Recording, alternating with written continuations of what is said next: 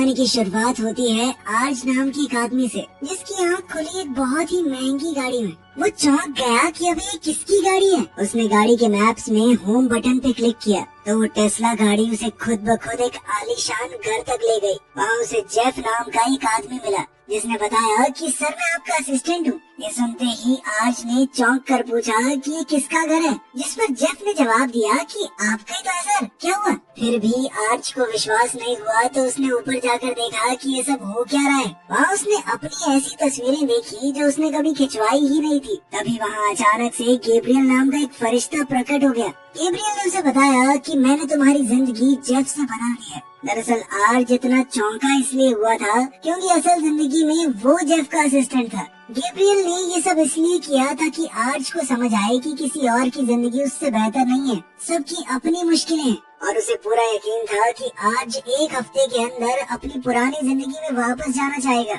लेकिन वो तो इस आलीशान जिंदगी से बहुत खुश है। वो आराम से ऐश करने लगा। फिर उसने पूल में लेटकर आराम से गैब्रियल को याद दिलाया कि तुझे याद भी है मेरी जिंदगी कैसी थी, ये सब छोड़कर वहाँ वापस जाऊंगा मैं। इसके बाद हमें आर्ज की पुरानी जिंदगी दिखाई जाती है। वो गाड़ी चलाते हुए फोन पर टेक्सटिंग कर रहा था। इस वक्त गैब्रियल उसके पीछे ही बैठा है। उसने ऐन मौके पर आर्ज का ध्यान सामने की तरफ कर दिया, जिससे उसका एक्सीडेंट होते होते बचा। दरअसल गैब्रियल का काम यही है, फोन चला रहे लोगों का एक्सीडेंट होने से बचाना। आज इस वक्त एक दुकान के बाहर खड़ा था जहाँ बहुत लंबी लाइन है। ये उसका साइड हसल है। वो टास्क सार्जेंट नाम के एक प्लेटफॉर्म के लिए काम करता है, जहाँ दूसरे लोगों के लिए छोटे मोटे काम करके पैसे कमाए जाते हैं। कॉलेज में उसने डॉक्यूमेंट्रीज बनाना सीखा था, लेकिन काफी समय से उसे कोई बढ़िया काम नहीं मिला। इसी वजह से उसे अजीबोगरीब नौकरी करनी पड़ रही है। आज वो किसी और के लिए लाइन में खड़ा है और इस चीज की उसे पैसे मिलेंगे। आज 2 घंटे के लिए लाइन में वेट करता रहा, लेकिन फिर दुकानदार ने आकर कहा कि हमारे बंस तो खत्म हो गए हैं,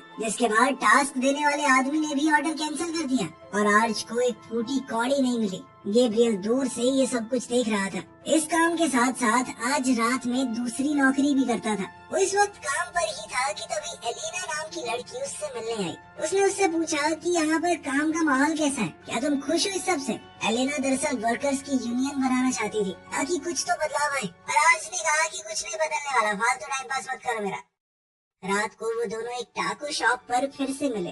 आज काफी थका हुआ था, उसकी नींद भी पूरी नहीं हो रही थी। उन दोनों की आपस में अच्छी बातचीत हुई, 2 पल हंस खेल लिए। इस वक्त भी गैब्रियल दूर से उन दोनों को देख रहा था। काम के बाद आज अपनी गाड़ी में ही जाकर लेट गया, क्योंकि वो गाड़ी में सोता था। उसके पास एक मोटेल तक के पैसे नहीं थे। जब उसके पापा का फोन आया तो उसने ऐसे ही झूठ कह दिया कि हाँ मैंने नया फ्लैट ले लिया है, काफी अच्छा है। इसके बाद आज ने फोन पर सोने के लिए कोई पॉडकास्ट चलाया, लेकिन वो भी एड्स हटाने के $6 मांग रहे थे। उसे देखकर गैब्रियल को बहुत तरस आ रहा था। अगले दिन हम गैब्रियल को फरिश्तों की एक मीटिंग में देखते हैं। सभी फरिश्तों का अलग अलग काम है। इज़राइल एक ऐसा फरिश्ता है जो लोगों की मदद करता है अपनी जिंदगी सुधारने में। ऐसे लोग जो जिंदगी से हताश हो चुके हैं, वो उन्हें रोशनी दिखाता है, जीने का मकसद देता है। गैब्रियल ध्यान से उसकी बातें सुनता रहा। उसका भी मन था कि मैं कोई बढ़िया काम करूं। उसने अपनी मैनेजर मार्था से बात की कि मैं एक भटकी हुई आत्मा को बचाना चाहता हूँ। मार्था ने कहा कि बहुत मुश्किल काम है, तुमसे नहीं हो पाएगा। पहले तो ऐसा इंसान ढूंढना पड़ेगा जो कि बहुत परेशान हो, फिर तुम उसकी मदद करोगे किसी तरीके से। ये सब आसान नहीं होता। इस पर गैब्रियल ने कहा कि मैं एक इंसान को जानता हूँ, वो बहुत दुखी है। जिस पर मार्था ने कहा कि ये सब तुम्हारा काम नहीं है, तुम्हारा काम है एलिना को एक्सीडेंट से बचाना, वरना बहुत गड़बड़ होगी उसकी जिंदगी में। लेकिन गैब्रियल का ध्यान आज की तरफ था और वो एलिना का एक्सीडेंट होने से नहीं बचा पाया। फिर ज्यादा कुछ बुरा नहीं हुआ, बस आज के साथ उसकी डेट कैंसिल हो गई, जो कि उन्होंने कहा कि किसी और दिन करेंगे। आज पूरा दिन काम कर रहा था, सोया तक नहीं था। इसके बाद उसे एक काम मिला। वो जेफ नाम के एक बेहद अमीर आदमी के घर टास्क करने पहुंचा। उसे जेफ की गैराज साफ करनी थी। जेफ इस वक्त अमीरों की तरह अपनी जिंदगी में ऐश काट रहा था। वो 3 मिनट के लिए ठंडे पानी में घुस जाता और फिर 15 मिनट के लिए सोना। इस दौरान आज ने उसकी गैराज को बिल्कुल अच्छे से मैनेज कर दिया। जेफ ने कहा कि बहुत बढ़िया काम किया तुमने, 5 स्टार दूंगा। आज ने मौका देखकर पूछा कि आप सब कुछ अकेले कर रहे हैं, आपको किसी असिस्टेंट की जरूरत है क्या? जेफ को उसका काम पसंद आया ही था, साथ ही उसे बढ़िया लगा कि ये आदमी कुछ करना चाहता है। तो उसने कहा कि 1 हफ्ते का ट्रायल कर सकते हैं। आज जेफ का असिस्टेंट बनने का काम बहुत अच्छे से कर रहा था। वो जेफ के लिए खाना अरेंज करने से लेकर पार्टीज प्लान करने तक सब कुछ कर रहा था। जेफ बहुत ज्यादा अमीर था। वो $2,50,000 की तो घड़ियां खरीद लेता। बाद में उसने आर्ज को कंपनी का कार्ड दिया, ये कहकर कि मैं जो काम बोलता हूँ उसमें खर्चा हो तो इस कार्ड से कर लेना। ये काम मिलने से आर्ज की जिंदगी थोड़ी बेहतर हो गई थी। आज वो अपनी गाड़ी में नहीं बल्कि एक मोटेल में सो रहा था। अगले दिन आर्ज एलेना को लेकर डेट पर जाने वाला था। जब उसने जेफ को इस बारे में बताया तो जेफ ने कहा कि ये शर्ट पहन के जाएगा तू? मेरे पास एक जैकेट है, मुझे थोड़ी छोटी है, तुझे परफेक्ट आएगी। और साथ ही उसने एक रेस्टोरेंट बताया कि वहाँ जाइए, बहुत ज्यादा महंगा भी नहीं है। सही है। आर्ज जेफ के बताए हुए रेस्टोरेंट में ही एलेना के साथ डेट पर गया। जेफ ने 1-2 डिश बताई थी, उनकी कीमत देखकर दोनों की हालत पतली हो गई और उन दोनों ने सस्ती चीजें ही ऑर्डर की। इस सब के बावजूद भी बिल बहुत महंगा आया। आर्ज के पास उस वक्त इतने पैसे ही नहीं थे, तो उसने हिचकिचाते हुए जेफ का दिया हुआ कार्ड इस्तेमाल कर लिया। अगले दिन जब जेफ को ये पता चला तो उसने आर्ज से कहा कि तुमने खुद के खाने के लिए मेरा कार्ड इस्तेमाल किया। इस पर आर्ज ने कहा कि मैं तुम्हें बताने ही वाला था। दरअसल जो रेस्टोरेंट तुमने बताया वो मेरे हिसाब से बहुत महंगा था, तो मुझे कार्ड का इस्तेमाल करना पड़ा। वहाँ पे बेइज्जती हो जाती। चिंता मत करो, मैं पैसे लौटा दूंगा। लेकिन जेफ को ये धोखे जैसा लगा, तो उसने आर्ज को ये कहकर निकाल दिया कि मैं तुम पर भरोसा नहीं कर सकता। जिसके बाद आर्ज अपनी चीजें लेकर वहाँ से चला गया। आर्ज का ये काम भी छिन गया और उसे टास्क सार्जेंट पर भी काम नहीं मिला। थोड़े पैसे कमाने के लिए उसे अपना खून डोनेट करना पड़ा। इसके बाद उसकी थोड़ी तबीयत भी खराब हो गई। शरीर में थोड़ी कमजोरी आ गई थी, तो वो एक दुकान में बैठा बैठा सो गया। जब चौकीदार ने उसे उठाया कि चलो रेस्टोरेंट बंद करने का टाइम हो गया है, तब उसने बाहर आकर देखा कि उसकी गाड़ी को तो पुलिस वाले टो करके ले गए। ये देखकर तो आर्ज का हौसला बिल्कुल टूट चुका था। गैब्रियल ये सब देखकर समझ चुका था कि आर्ज एक भटकी हुई आत्मा है। वो आर्ज के पास आया और कहने लगा कि मैं एक फरिश्ता हूँ। उसने अपने पंख दिखाए और कहा कि मैं तुम्हारी जिंदगी के बारे में सब कुछ जानता हूँ। उसने आर्ज से कहा कि तुम चिंता मत करो, तुम्हारी जिंदगी में चीजें अच्छी होने वाली हैं। उसने आर्ज को उसकी आगे की जिंदगी दिखाई, जिसके अंदर आर्ज आगे जाकर एक फूड डिलीवरी ट्रक के लिए काम करेगा। उसके ऊपर इतना प्रेशर होगा कि उसके पास पेशाब करने का टाइम नहीं है, एक बोतल दी जाएगी, उसके अंदर करना पड़ेगा। उसने दिखाया कि अभी तो तुम गाड़ी में सोते हो, बाद में तुम एलेना के साथ उसकी माँ के घर पे शिफ्ट हो जाओगे और वहाँ एलेना की बहन और उसका बॉयफ्रेंड भी रहते हैं। थोड़ा छोटा घर है 5 लोगों के लिए, लेकिन अच्छा है ना। लेकिन गैब्रियल अनजाने में आर्ज का हौसला बढ़ाने की जगह उसे डिप्रेस कर रहा था। फिर गैब्रियल ने दिखाया कि चिंता मत करो, तुम ज्यादा टाइम तक यहाँ पे नहीं रहोगे, तुम्हारी नौकरी लगेगी, तुम दोनों दूसरी जगह शिफ्ट हो जाओगे। लेकिन वहाँ भी तुम्हारे पास पैसे थोड़े कम ही होंगे। तुम्हारा कुत्ता बीमार होगा तो तुम्हारे पास उसके ट्रीटमेंट तक के पैसे नहीं होंगे, लेकिन तुम खुश हो। ये सब देखकर आर्ज ने कहा कि इतनी बेकार जिंदगी मैं नहीं जीने वाला ये सब। उसे अपना फ्यूचर बिल्कुल पसंद नहीं आया। गैब्रियल ने बताया कि देखो, मुझे ये सब करना अलाउड नहीं है। मेरे पंख देखना थोड़े छोटे हैं ना, तो मैं छोटे लेवल का इंजन हूँ, लेकिन मैं दिल से तुम्हारी मदद करना चाहता हूँ। मैं तुम्हें दिखाना चाहता हूँ कि तुम्हारी जिंदगी कीमती है। लेकिन आर्ज ने कहा, साले डिप्रेस कर दिया तूने मुझे, इतनी बेकार जिंदगी तो उसकी है, वो जेफ। हम जैसे लोग तो बस उसकी सर्विस के लिए पैदा हुए हैं। लेकिन आर्ज को गलत साबित करने और ये दिखाने के लिए कि जेफ की जिंदगी भी कोई परफेक्ट नहीं है, गैब्रियल ने उन दोनों की जिंदगी को आपस में बदल दिया। अब कहानी वहीं पहुंच गई जहां से शुरुआत हुई थी। आर्ज को अमीर बनकर बहुत मजा आ रहा था। तभी अचानक जेफ उसके पास आया और कहने लगा कि आप मीटिंग के लिए तैयार हो जाओ। ये सुनते ही अब गैब्रियल को लगा कि अच्छा, अब पता चलेगा तुझे, मीटिंग पे भी जाना पड़ता है। लेकिन मीटिंग बहुत आसान थी। वो लोग बस आम बातचीत कर रहे थे और डिनर का खर्चा भी पूरा कंपनी पर डाल दिया। आज घर आया तो एक आदमी पूल का हीटर ठीक करने आया। उसने कहा कि हीटर पूरी तरह खराब हो गया है, उसे ठीक करने में $35,000 लगेंगे। गैब्रियल ने कहा कि देखा, इतना बड़ा खर्चा, देखा कितना मुश्किल है अमीरों की तरह जीना। लेकिन आज ने कहा कि इतना पैसा है, मेरे पास कोई फर्क नहीं पड़ता। उसने मैकेनिक को कहा कि हाँ, बदल दे, पूरा नया बना दे। इसके बाद वो उसी दुकान में पहुंच गया जहाँ वो और एलेना काम करते थे। एलेना उसके बारे में सब कुछ भूल चुकी थी, तो आज ने नए सिरे से खुद को इंट्रोड्यूस किया। इस बार वो उसे दोबारा उसी रेस्टोरेंट में डेट पर लेकर गया और वो महंगी डिश ऑर्डर की जो उसने पिछली बार छोड़ दी थी। और तो और रेस्टोरेंट वालों ने कहा कि सर, आपको सर्व करके बहुत अच्छा लगा, आज का खाना हमारे ऊपर, आपको बिल नहीं देना। डेट के बाद एलेना और आज ने एक दूसरे को किस भी किया। एक हफ्ते बाद गैब्रियल उसके पास आया। उसने कहा कि 1 हफ्ता खत्म हो गया, क्या तुम वापस जाना चाहते हो? उसे लगा कि आज को अपनी पुरानी जिंदगी याद आ रही होगी, उसकी वैल्यू समझ गया होगा। लेकिन आज ने कहा कि ये जिंदगी बढ़िया भाई, मैं क्यों जाऊंगा वापस। तब पता चलता है कि गैब्रियल बिना आज की मर्जी के उसे वापस नहीं भेज सकता। मतलब अगर आज चाहे तो हमेशा के लिए ये जिंदगी जी सकता है, और फिलहाल आज बिल्कुल भी वापस जाने के मूड में नहीं था। इस वजह से मार्था ने गैब्रियल को डांटा। उसने कहा कि ये सब क्या कर दिया तुमने? छोटा सा काम दिया था कि लोगों के उंगली लगा देना, एक्सीडेंट से बचा लेना उनको। और तो और उसने एलेना की मदद नहीं की, इस वजह से उनका एक्सीडेंट हुआ और डेट पोस्टपोन हो गई। आज उसे महंगे रेस्टोरेंट में ले गया, उसकी नौकरी चली गई। अब मार्था ने गैब्रियल से कहा कि जब तक तुम सब कुछ सही नहीं कर देते, तुम्हारे पंख मैं ले रही हूँ, और ये सब कुछ सही करने के बाद ही तुम ढंग से एंजल बन पाओगे। सीन शिफ्ट होता है आज की पार्टी पर। गैब्रियल जल्द ही उससे मिलने आया। अब दूसरे लोग भी गैब्रियल को देख पा रहे थे। गैब्रियल ने पूछा कि क्या ये सब जेफ के साथ गलत नहीं हो रहा जो भी तुम कर रहे हो। लेकिन जब आज को कोई फर्क नहीं पड़ा तो गैब्रियल ने जेफ की यादों को भी वापस बुला दिया। जेफ ये सब देखकर शॉक हो गया कि वो अपने ही घर में काम क्यों कर रहा है। इतना बड़ा झटका वो सह नहीं पाया और बेहोश हो गया। होश में आने के बाद जेफ को सब कुछ बताया गया। उसने आज से कहा कि मुझे अपनी जिंदगी वापस दो। उसने कहा कि चलो एक डील करते हैं, अगर तुम अभी अपनी जिंदगी में जाने को तैयार हो जाओ तो मैं तुम्हें $2 लाख दूंगा। आज ने चिल्लाते हुए कहा, तेरी घड़ियों की कीमत इससे ज्यादा है। कुत्ते, इतना गंदा इंसान है तू। लेकिन गैब्रियल ने कहा कि ये सब करना अलाउड नहीं है, तुम ऐसे लालच दे के एक दूसरे की जिंदगी बदल नहीं सकते। लेकिन फिर जेफ कहने लगा, देख भाई, मुझे नहीं पता था कि तेरे पास घर तक नहीं है, इतनी बुरी हालत है तेरी, वरना ना निकालता तुझे। पर एक गलती के लिए मेरी पूरी जिंदगी चुरा लेगा क्या? गैब्रियल ने भी आज को थोड़ा समझाया, जिसके बाद वो मान गया। लेकिन उसने कहा कि थोड़े दिन दे दो मुझे, एंजॉय करना थोड़ा, फिर चला जाऊंगा अपनी थकेली जिंदगी में वापस। इस पर जेफ ने कहा ठीक है। साथ ही उसने जेफ को चैलेंज दिया कि इन दिनों तू एक आम जिंदगी जीकर देख, फिर पता चलेगा कि गरीब लोग कैसे जीते हैं। इस पर जेफ ने इतरा कर कहा कि मैं अगर तेरी जगह होता ना तो आसानी से गरीब से अमीर बन जाता चुटकियों में। इसके बाद वो बाहर चल दिया, लेकिन गैब्रियल ने उसे रोका। उसने कहा कि मुझे भी रहने की जगह चाहिए। जेफ मान गया और दोनों मोटेल में बेड पर सो गए। लेकिन सुबह सुबह स्टाफ वहाँ पहुँच गया। उन्होंने कहा कि चेकआउट करना पड़ेगा और अगर नहीं करना तो पैसे भरो। लेकिन जेफ ने जैसे तैसे उसे मना लिया कि रात को पैसे दे दूंगा मैं। अगले दिन जेफ ने टास्क सर्जेंट पर काम करना शुरू किया आज की तरह। उसे आज की वो बिना 360 कैमरे वाली गाड़ी चलानी भी नहीं आती थी।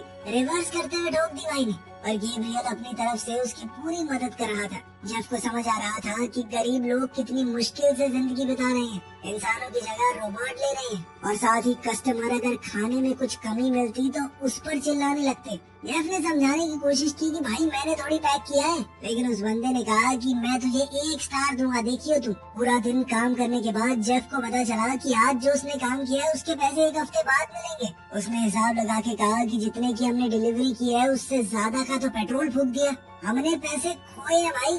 इसका मतलब था कि उन दोनों को आज गाड़ी में ही सोना पड़ेगा। दूसरी ओर आज एलेना के साथ मौज काट रहा था। एक रात उसने एलेना से पूछा कि इस वीकेंड पर मेरे साथ पेरिस चलोगी, और एलेना ने कहा कि मैं यूनियन बनाना चाहती हूँ ना, उस चीज की मीटिंग है। इस पर आज ने पूछा कि मीटिंग किसी और दिन रख लो। दरअसल वो चाहता था कि वो दोनों एक बार पेरिस चले जाएं। अपनी बेकार सी जिंदगी में लौटने से पहले वो ये आखिरी चीज करना चाहता था। लेकिन इस सब के दौरान बात थोड़ी बिगड़ गई। एलेना को ये बात बिल्कुल पसंद नहीं आई कि आज उसके काम को छोटा समझता है। एलेना ने कहा कि मेरी जिंदगी चाहे छोटी हो, मेरे लिए जरूरी है, तुम रहो अपनी सालिशान बंगले में, मैं आम जिंदगी में खुश हूँ। एलेना के जाने से आज थोड़ा दुखी हो गया। वो ड्राइव करते करते उसे लगातार मैसेज भेज रहा था कि वो रिप्लाई करे। इसी वजह से अचानक उसका एक्सीडेंट हो गया। गैब्रियल ने जेफ को बताया कि आज कोमा में चला गया है, क्योंकि गैब्रियल जेफ के साथ था। गैब्रियल ने जब जेफ को ये बात बताई तो वो चिल्लाने लगा, तेरा ही काम है ना लोगों को फोन चलाने से रोकना ड्राइव करते हुए। तो गैब्रियल ने कहा कि मैं कैसे बचाता, मैं तो तेरे साथ था। खैर कुल मिलाकर अब उन्हें थोड़ा इंतजार करना पड़ेगा। अब जेफ की प्रॉब्लम्स और ज्यादा बढ़ गई थी। उसने गैब्रियल से कहा कि ये मेरी जिंदगी नहीं है, सब कुछ सही करो यार, क्या बना दिया मुझे। उधर आज का एक्सीडेंट ना बचा पाने की वजह से गैब्रियल को काम से ही निकाल दिया गया। जब तक वो सब कुछ ठीक नहीं कर देता वो भी एक इंसान ही बना रहेगा। अब इंसान बनने के बाद गैब्रियल को बहुत भूख लगने लगी। तो जेफ ने उसे सिखाया कि बर्गर कैसे खाते हैं। गैब्रियल को पहली बार खाना खा के बहुत अच्छा लग रहा था। जेफ ने ऑनलाइन चेक किया कि आमतौर पर आदमी कोमा से 2 हफ्ते में बाहर आ जाता है और साथ ही वो कल अपने पुराने ऑफिस जाएगा। उसे बिजनेस के बारे में सब कुछ पता है, इसलिए वो वहाँ जाके ज्ञान पेलेगा और सब सोचेंगे कि वो कोई जीनियस है। इस तरह उसे एक बहुत बढ़िया नौकरी मिल जाएगी। पर असलियत में उसे वहाँ से बाहर फेंक दिया। उन्होंने उसे जीनियस की जगह हैकर समझ लिया था कि तुझे कैसे पता इतना सब कुछ हमारी कंपनी के बारे में। दूसरी ओर बार बार फोन करने के बावजूद भी आर्च के बारे में हॉस्पिटल स्टाफ कुछ नहीं बता रहा, क्योंकि वो किसी की पर्सनल इंफॉर्मेशन लीक नहीं कर सकते। इसी बीच गैब्रियल इंसानों वाली हरकतें करने में लगा हुआ था। वो बड़ा खुश होकर इंटरनेट का इस्तेमाल करके कहने लगा कि देख मैं तुझे छोटे हाथी दिखाता हूँ। उसकी हरकतों से तंग आकर जेफ ने कहा कि भाई देख अब तुझे भी नौकरी पकड़नी पड़ेगी, मैं हम दोनों का खर्चा नहीं उठा सकता। गैब्रियल एक रेस्टोरेंट में बर्तन धोने का काम करने लगा। कुछ दिनों बाद जब उसे पहली सैलरी मिली तो अलग अलग टैक्सेस देखकर उसका दिमाग खराब हो गया। उसने कहा कि मुझे पैसे मिले सारे के सारे तो टैक्स में ले लिए सरकार ने, क्या हरकत है ये। उसके साथ काम करने वाले एक आदमी ने बताया कि तुझे शायद एक और नौकरी करनी पड़ेगी। वो खुद भी 3 नौकरियां करके पैसे कमा रहा था। अब गैब्रियल को भी इंसानों वाली मुसीबतें सहनी पड़ रही थी। दूसरी तरफ आज कोमा से जाग गया। नर्स ने कहा कि 2 लोग तुम्हारे बारे में बहुत पूछ रहे थे, अगर जानते हो तो कॉल कर लेना। तभी आज के दिमाग में एक खुराफाती प्लान आया। उसने नर्स से कहा कि जब कभी लोग कोमा से उठते हैं तो कभी कभी उनकी याददाश्त भी चली जाती है ना। इस पर नर्स ने हामी भरी। अब आज ने फैसला किया कि वो याददाश्त खोने का नाटक करेगा।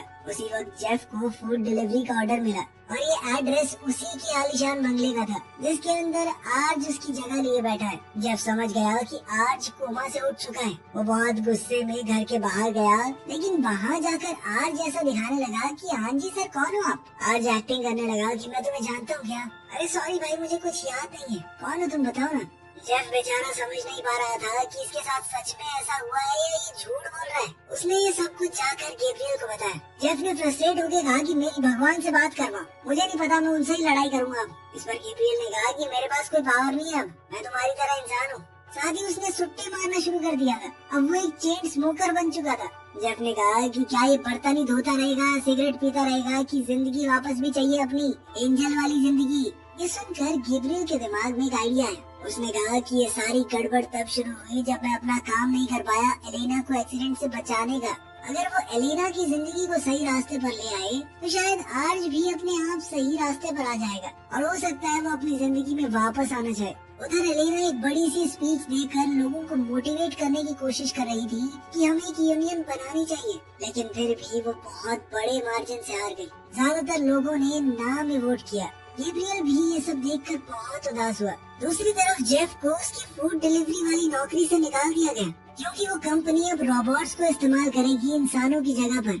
वो फ्रस्ट्रेट होकर बोला कि ये सब बहुत मुश्किल है यार, कैसे करते हैं लोग ये सब। मेरी पुरानी जिंदगी में मैं बस छुट्टियां मनाता था और थोड़ी बहुत मीटिंग अटेंड करता था। उसी वक्त पुलिस वहाँ आ गई और जेफ की गाड़ी पर पहले से पार्किंग टिकट्स होने की वजह से उसे जब्त कर लिया गया। साथ ही पुलिस वाले ने उसे बताया कि जितने दिन गाड़ी वहाँ पर खड़ी रहेगी उतना ज्यादा खर्चा बढ़ जाएगा।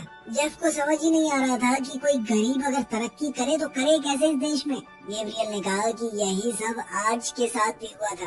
अब जेफ को कोई रास्ता नहीं दिख रहा था। इस तरह तो वो लोग भूखे मर जाएंगे। तब उसे याद आया कि मेरे पास बहुत महंगी घड़ियां पड़ी हैं और अपने घर की तिजोरी का पासवर्ड तो उसे पता ही है। जब वो घर में पहुंचे तो वहाँ पार्टी चल रही थी। आज जेफ का 40वां बर्थडे था जो आज मना रहा था उसकी जगह पर। गैब्रियल कहने लगा कि यार मुझे चोरी करना ठीक नहीं लग रहा। इस पर जेफ ने कहा कि ये सब कुछ मेरा है, चोरी कैसे हुई। तभी हमने देखा कि आज ने जेफ के डांस मूव भी कॉपी कर लिए। ये देखकर जेफ को बहुत गुस्सा आया। खैर वो अंदर जाकर छुप गया ताकि मौका पाते ही घड़ियां ले सके। पार्टी के दौरान गैब्रियल ने भांग मिली हुई चॉकलेट खा ली, जिसके बाद गैब्रियल पूरी तरह नशे में झूल गया। वो एक अनजान लड़की को पकड़ के अपनी पूरी एंजल वाली स्टोरी सुनाने लगा। इत्तेफाक से एलेना आर्च की पार्टी में ही वेट्रेस के तौर पर आई हुई थी। पार्टी के खत्म होने के बाद आर्च ने एलेना से कहा कि थोड़ी देर रुक जाओ, मैं तुम्हारे साथ समय बिताना चाहता हूँ प्लीज। इसके बाद दोनों ने साथ में डांस किया। एलेना ने उसे कहा कि तुम सही कह रहे थे और यूनियन वगैरह बनाना सब टाइम वेस्ट था, मैं अकेली नहीं लड़ सकती सिस्टम से। उसने कहा कि चलो चलते हैं पेरिस, शायद मेरी जिंदगी सच में बेकार है। ये सुनकर आर्च ने उसे कहा कि ऐसा नहीं है, अपने आप को यूँ दबाओ मत। जब तक तुम्हारे जैसे लोग हैं तब तक सच में दुनिया बदल सकती है। अगर तुम हार मान गई तो फिर कुछ नहीं होने वाला। इस सब के बाद आज सोने चला गया और जेफ घड़ियां लेने के लिए आगे बढ़ा। उसने बहुत सारी महंगी महंगी घड़ियां निकाल ली। वो वहाँ से निकल ही रहा था कि तभी आज अपनी बंदूक लेकर आया और धाए धाए गोलियां चला दी। उनमें से एक गोली जेफ के कंधे में लगी। जेफ चिल्लाने लगा, बे साले पागल है क्या, गोली क्यों चला रहे?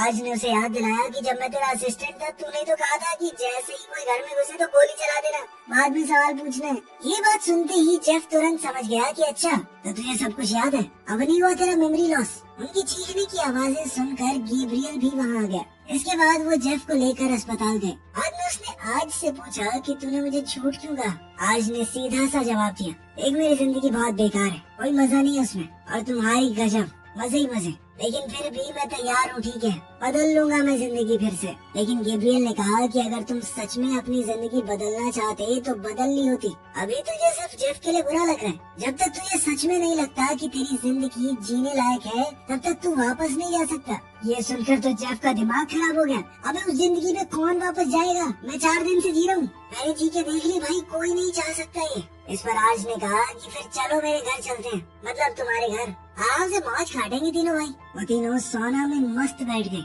उन तीनों ने मिलकर अब मौज मस्ती शुरू कर दी। अब तीनों आराम से जिंदगी काटने लगे। तभी मार्था अचानक से गैब्रियल से मिलने आई। उसने कहा कि मैंने तुम्हें इतना आसान से काम दिया था, बस लोग जो ड्राइव करते हुए मैसेज कर रहे हैं उन्हें रोकना था, पर ज्यादा दिमाग लगा के तुम यहाँ अटक गए। बर्तन धो रहे हो, सिगरेट पी रहे हो, मैं सब कुछ देख रही थी। गैब्रियल ने माना कि ये बहुत मुश्किल है, मैं कैसे आज को उसकी जिंदगी के लिए नई उम्मीद दिखाऊं। इस पर मार्था ने कहा कि कभी कभी एक भटकी हुई आत्मा को एक एंजल की नहीं सिर्फ एक इंसान की ही जरूरत होती है। शाम को वो तीनों टाकोस खाने गए। वहाँ एलेना भी मिली। वो यूनियन को फिर से बनाने की कोशिश कर रही थी। उसे समझ आ गया कि उसे कोशिश करते रहना होगा। वो एकदम से तो नहीं जीत जाएगी, लेकिन लड़ना नहीं छोड़ सकती। वहाँ से वो सब डांस करने चले गए। और तब आर्च ने देखा कि गैब्रियल पहले तो मस्त नाच रहा था, लेकिन फिर अचानक से दुखी होकर चला गया। आर्च ने उसका पीछा किया। क्या हुआ भाई, दुखी क्यों हो गया? इस पर गैब्रियल ने कहा कि मैं एक नंबर का बेवकूफ एंजल हूँ, सब कुछ बिगाड़ दिया मैंने,